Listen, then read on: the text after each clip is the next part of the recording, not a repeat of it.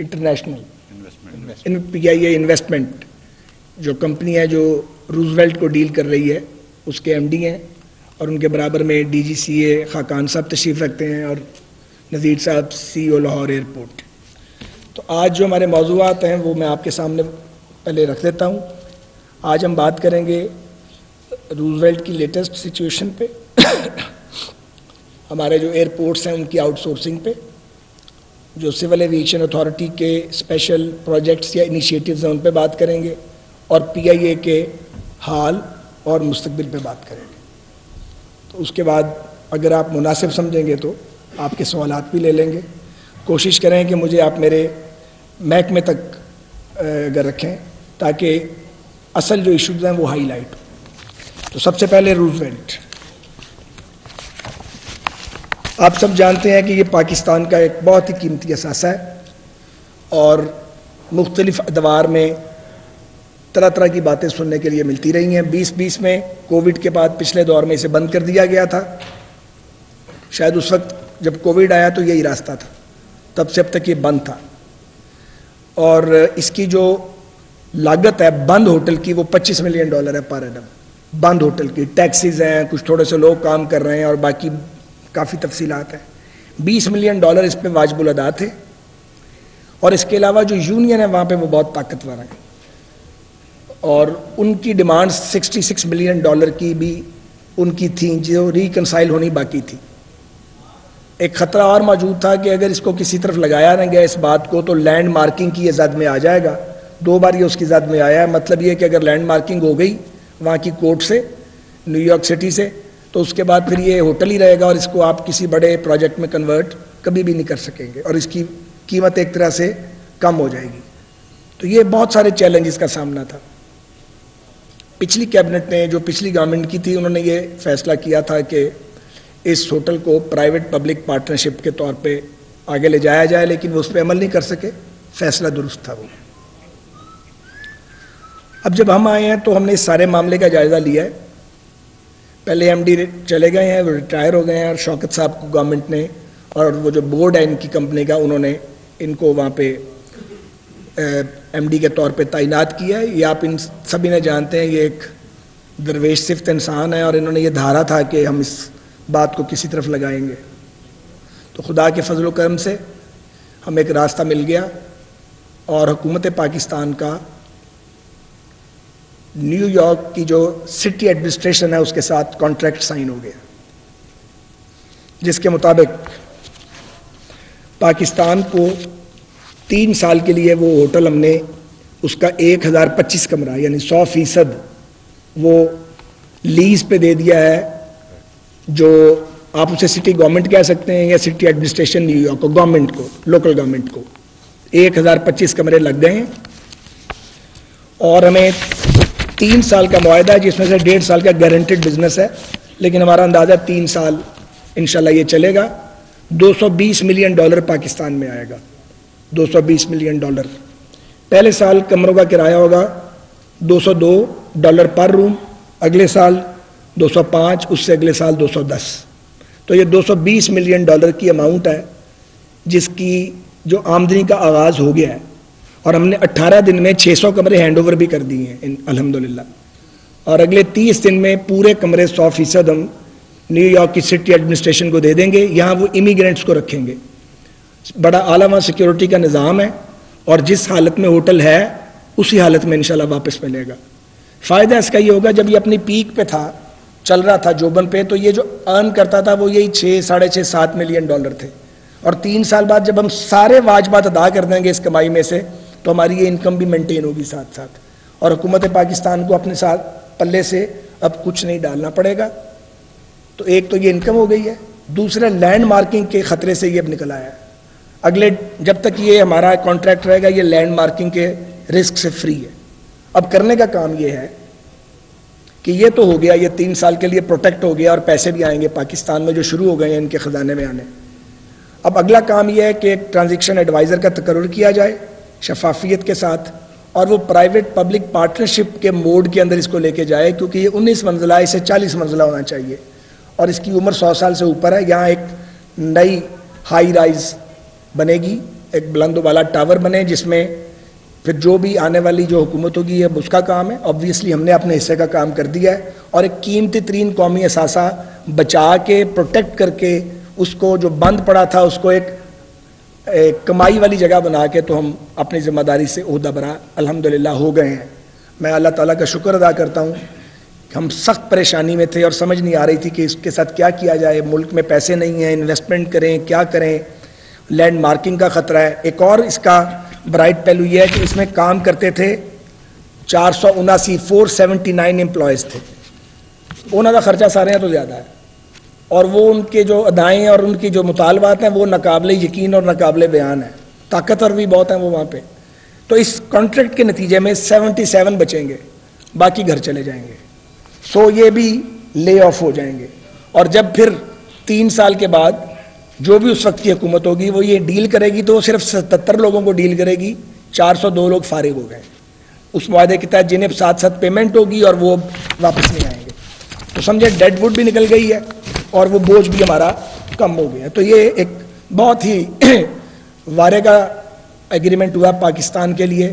ہم new York کی جو سٹی ایڈمنسٹریشن ہے اس کے بھی شکر گزار ہیں کہ انہوں نے ہمارے ہوٹل کو سلیکٹ کیا اس مقصد کے لیے اور تعاون کیا ہماری ٹیم کے ساتھ. فیڈرل سیکرٹری بھی گئے ہوئے تھے, شوکت صاحب بھی وہاں تھے, ایمبیسی بھی کام کر رہی تھی. ایک باقاعدہ ٹیم تشکیل دی گئی تھی جس نے جا کے نیگوسیشنز کی بات کی اور معاہدے کو انک کیا. یہ تو تھا روزویلٹ کا حال. تو وہ جو کیا سرائیاں تھیں اس کے بارے میں کہ جی بک جائے گا, جی پتہ نہیں کیا کیا ہو جائے گا, میرا خیال ہے وہ کہانی تو اب کلوز ہو گئی ہے. اب آنے والے جانے تو روزویلٹ جانے.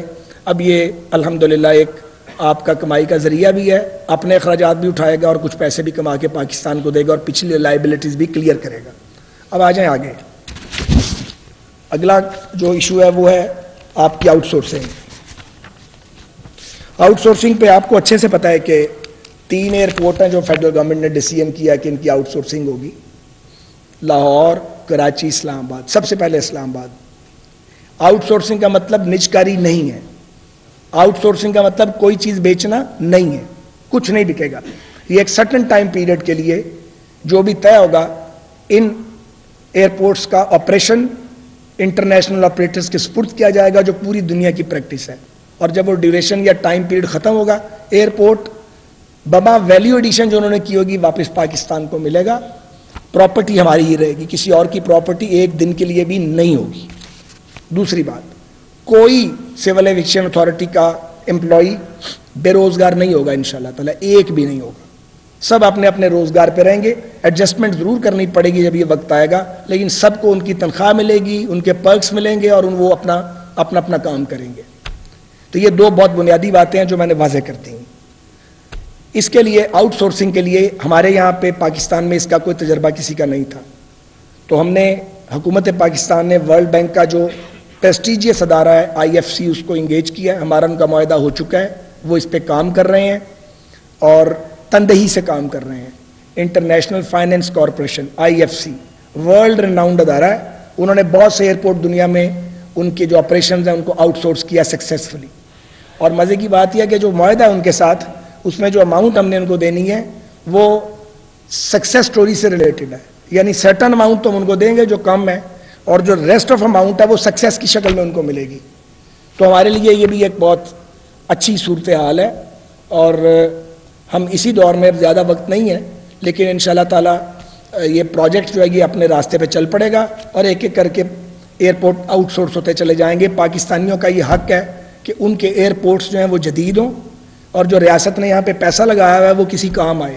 ایئرپورٹ موجود ہیں, بنیادی سہولتیں نہیں ہیں اور یہ پوری دنیا میں جو ماڈل ہے وہ یہاں پہ اپلائی ہوگا. انڈین ایئرپورٹس دیکھ لیں آپ ہیتھرو کو دیکھ لیں, آپ مدینہ منورہ کا ایئرپورٹ دیکھ لیں, آپ یہ جو آپ کا جو استنبول کا بڑا والا ایئرپورٹ ہے وہ دیکھ لیں. سارے آپریشنز جو ہیں یہ آؤٹ سورس ہیں. تو ہم دنیا میں سب سے پیچھے رہ جاتے ہیں ہر بار. ہمیں بھی دنیا کے ساتھ جو بیسٹ ورلڈ پریکٹسز ہیں ان کو فالو کرنا چاہیے. اور یہ بھی میں آپ کو بتا دوں کہ یہ بھی زیر بحث آیا کہ G2G کر لیں. کچھ انٹرسٹڈ بھی تھی پارٹیز کے G2G ہو جائے گورنمنٹ ٹو گورنمنٹ, لیکن آئیڈیل راستہ یہی تھا کہ آپ نے ایک ایڈوائزر کا تقرر کر دیا ہے, کمپیٹیٹو بڈنگ ہوگی, پوری دنیا کی بیسٹ کمپنیز آئیں گی ہماری اطلاع ہے کہ اب تک IFC سے کوئی 20-21 ورلڈ رناؤنڈ کمپنیز نے رابطہ کیا. ان میں امریکنز بھی ہیں, ٹرکش بھی ہیں, ملائیشنز بھی ہیں, یہ امارات کی کمپنیز بھی ہیں اور شاید چائنیز بھی ہیں. تو یہ بہرحال ساری باتیں جو ہیں یہ سامنے آ جائیں گی. بالکل ٹرانسپیرنٹ پروسیس ہوگا اور پوری قوم کے سامنے ہوگا. یہ تو تھی آؤٹ سورسنگ کی بات. اب آپ آ جائیں جو سول ایویشن اتھارٹی کے ہائی پروفائل پروجیکٹس ہیں. تو بنیادی طور پہ جو 3 مکمل ہو گئے ہیں ان میں ایک ہے کوئٹہ کا جو ایئرپورٹ ہے, اس کے رن وے کو دوبارہ تعمیر کیا گیا ہے اور اپ گریڈ کر دیا گیا اور آپریشن شروع ہو چکا ہے اپ گریڈڈ رن وے پہ. دوسرا ہے فیصل آباد کا انٹرنیشنل ایئرپورٹ, وہاں بھی پرانے رن وے کی تعمیر نو ہو گئی ہے, نیا کنکریٹ رن وے مکمل ہو چکا ہے اور 31 مئی کو فلائٹ آپریشن بھی شروع ہو چکا ہے. اور اسی طرح لاہور کا جو یہ آپ کا رن وے ہے اس کی بھی تعمیر نو ہو چکی ہے, اپ گریڈیشن ہو چکی ہے اور یہ 29 جولائی کو آپریشنل ہو چکا ہے. ان تینوں پروجیکٹس میں 17 ارب 30 کروڑ روپے کی لاگت آ چکی ہے. جو آپ کا جنا انٹرنیشنل ایئرپورٹ کراچی ہے اس کے لیے ہمارے پاس فنڈز موجود ہیں رن وے کی تعمیر نو اور اپ گریڈیشن کے لیے. اس کے لیے اب جو اس کا ٹینڈرنگ پروسیس ہے اس میں اس وقت سول ایویشن اتھارٹی اس پروسیس کو کر رہی ہے. نوٹ فرمائیے کہ کوئٹہ سے عازمین حج جو تھے وہ براہ راست کبھی نہیں گئے تھے, انہیں یا کراچی یا ملتان یا ڈفرینٹ ایئرپورٹس میں جانا پڑتا تھا پھر حج کے لیے جاتے تھے. ماشاءاللہ یہ فرسٹ ٹائم ہوا ہے کہ اب کوئٹہ سے ڈائریکٹ حج فلائٹس چل رہی ہیں اور ان عازمین حج کو ادھر ادھر نہیں جانا پڑا, وہ ڈائریکٹلی اپنے پروونشل کیپٹل سے فلائی کر رہے ہیں حجاز کے لیے. اس کے علاوہ Gwadar international airport near to completion ہے, سپٹمبر 2023 کی ڈیٹ ہے. یہ انیشیٹو بھی نواز شریف صاحب کے دور کا تھا. 51 ارب روپے پاکستانی روپے کی لاگت سے زیر تعمیر ہے, 34 ارب کی چائنیز گرانٹ اس میں شامل ہے. 2 ایئرپورٹ میں پہلے بھی آپ کو بتا چکا ہوں جو ہے ان کو انٹرنیشنل ایئرپورٹ بنایا جائے گا. ایک سکھر کا ایئرپورٹ انٹرنیشنل ایئرپورٹ بنے گا انشاءاللہ تعالی, نیسپاک اس پہ کام کر رہا ہے اور اس کی منصوبہ بندی کر رہا ہے. دوسرا DI خان میں پرانا ایئرپورٹ وہیں رہے گا, نیا گرین فیلڈ ایئرپورٹ بنے گا کیونکہ نیا ایئرپورٹ کے ارد گرد اب اتنی آبادی ہے کہ اس کی ایکسٹینشن کی گنجائش نہیں تھی, وہ بہت مہنگا پڑے گا. تو یہ 2 ایئرپورٹ جو ہیں DI خان ایئرپورٹ اور سکھر کا جو ایئرپورٹ ہے یہ اس علاقے کے لوگوں کی ایئر کنیکٹیوٹی پوری دنیا کے ساتھ انشاءاللہ ہوگی. اس کے بعد آپ آ جائیں PIA.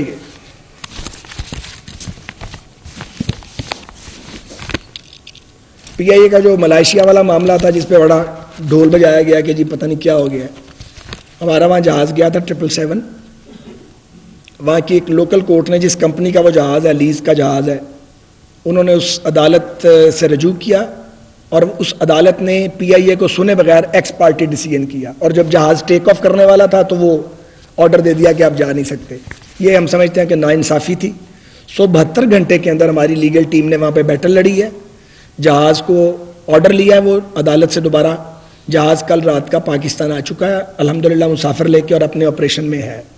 میں نے اور سیف صاحب نے ملائیشین ایمبیسڈر سے بھی ملاقات کی تھی اور ان سے بھی درخواست کی تھی کہ وہ اس میں انٹروین کریں. انہوں نے بھی اس سلسلے میں اپنا رول پلے کیا ہے اور بہرحال PIA کے ساتھ یہ انصاف نہیں ہوا تھا. جو آؤٹ اسٹینڈنگ اماؤنٹ تھی وہ آلریڈی ہم دے رہے تھے, اگر PIA کو سنا جاتا تو یہ روکنے کی ضرورت ہی نہیں تھی, وہ تو مسلسل دے رہے تھے, وہ پیمنٹ بھی ساری ہو گئی ہے.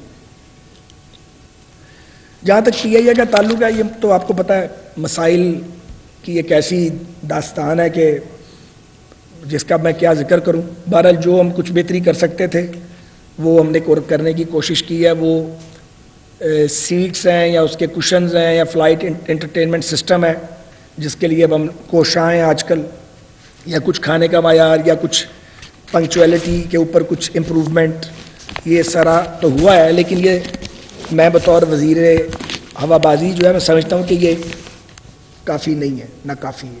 اس کا راستہ کوئی اور ہے, ہمیں ادھر آتے ہیں. ابھی میں پریزنٹ سچویشن پہ بات کر رہا ہوں. حج آپریشن ہم پوری اپنی توانائی اس پہ لگی ہوئی ہے الحمدللہ. PIA کی 65,000 حجاج کو انشاءاللہ تعالی پہنچائیں گے اور پھر واپس لے کے آئیں گے, اور یہ PIA بڑی محنت کے ساتھ اس پہ کام کر رہا ہے. اور PIA کا عملہ, مسئلہ یہ ہے کہ کئی ارب روپے کی اس کے اوپر لین ایل اور لائبلٹی ہے، یہ اس طرح نہیں چل پائے گا، اور اس کا کوئی اور علاج تلاش کرنا ہے، اس پر ہم نے کام شروع کر دیا ہے۔ ہم ٹرانزیکشن جو ہے اس کا ایڈوائزر جو ہے اس کے اوپر کمپیٹیٹیو بڈنگ کے ذریعے اس کی سلیکشن کریں گے، وہ آ کے بتائیں گے پی آئی اے کی ری اسٹرکچرنگ کیسے ہوگی۔ بظاہر یہ لگتا ہے کہ 2 پی آئی ایز بنانی پڑیں گی، ایک پہ لائبلٹی شفٹ ہوگی اور ایک لائبلٹی کے بغیر ہوگا، اور جس پہ کوئی لائبلٹی نہیں ہوگی اس پہ پھر پرائیویٹ سیکٹر کی انویسٹمنٹ کو انجیکٹ کرنا پڑے گا۔ آپ دیکھیں نا، ایئر انڈیا ڈوب گئی تھی، ٹاٹا نے اٹھا لیا اس کو، اور وہ دنیا کی بیسٹ ایئر لائن بننے جا رہی ہے۔